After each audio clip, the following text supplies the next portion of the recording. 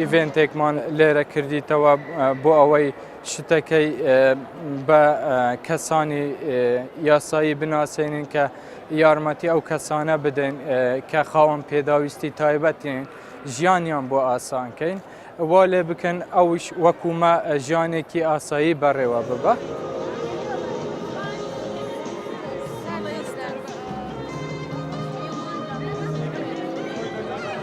کچەکەی من ڕۆژ بە ڕۆژ بەرەو باشی دەچی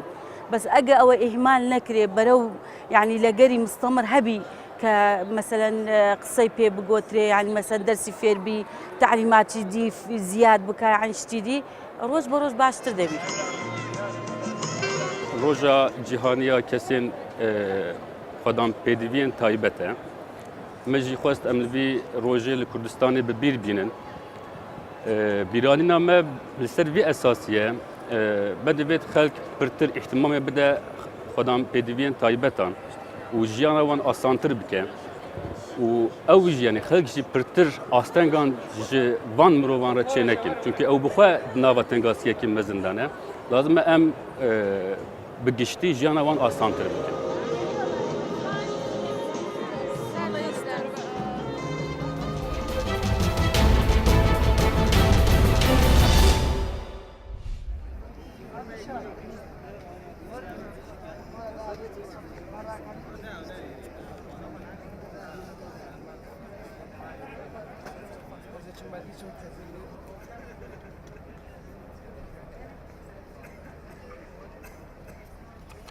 راستی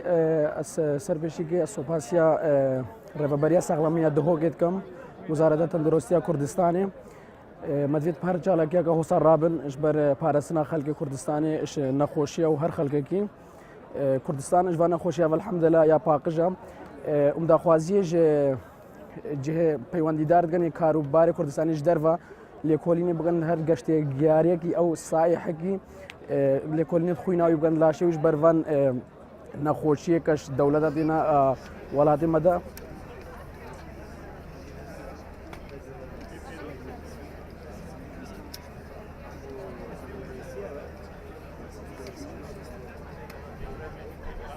سراسری جهان پتر 36 میلیون حالت ایتین ام دی بحث پارێزگاه دۆکێکین و هەرێمە کوردستانی و العراقی کە ئاستی بەڕابوونا vê êşiyet ئاستەیەت gelekit kêm daye yani ڕێژاوێ kêmtiraş êkiş hezarê.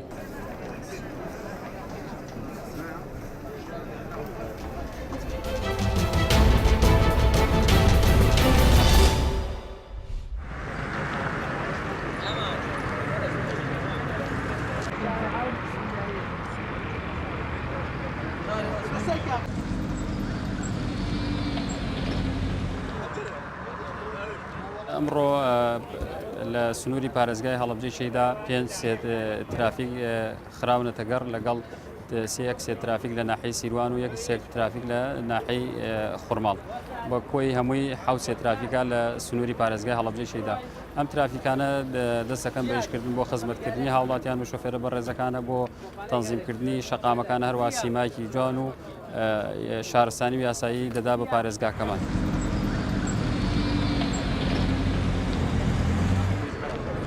Allah.